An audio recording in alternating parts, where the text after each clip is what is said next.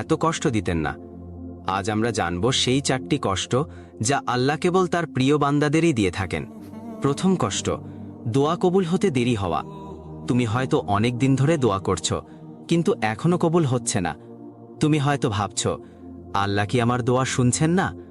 কিন্তু সত্যি হলো, তিনি শুনছেন, শুধু তোমার জন্য উপযুক্ত সময়ের অপেক্ষায় আছেন। আল্লাহ চান তুমি ধৈর্য ধরো, আরও বেশি করে তাকে অনুভব করো। তিনি চান তোমার হৃদয় শুধু তার কাছেই নরম হোক। দ্বিতীয় কষ্ট, ঘন ঘন পরীক্ষা। জীবনে একটার পর একটা বিপদ আসছে, চারদিক থেকে হতাশা তোমাকে ঘিরে ফেলেছে। এটাই আল্লাহর ভালোবাসার প্রমাণ। ঠিক যেমন আগুনে গলে সোনা খাঁটি হয়, তেমনি কষ্টে একজন মুমিন পবিত্র হয়। তুমি কি জানো, কষ্ট সবসময় শাস্তি নয়, অনেক সময় কষ্ট আল্লাহর ভালোবাসার সবচেয়ে বড় প্রমাণ।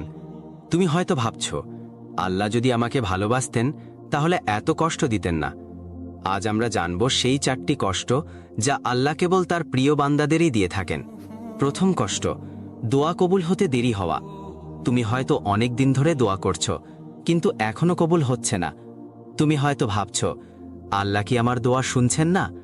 কিন্তু সত্যি হলো, তিনি শুনছেন, শুধু তোমার জন্য উপযুক্ত সময়ের অপেক্ষায় আছেন। আল্লাহ চান তুমি ধৈর্য ধরো, আরও বেশি করে তাকে অনুভব করো।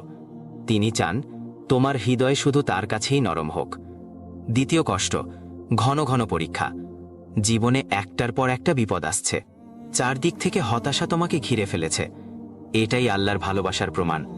ঠিক যেমন আগুনে গলে সোনা খাঁটি হয়, তেমনি কষ্টে একজন মুমিন পবিত্র হয়।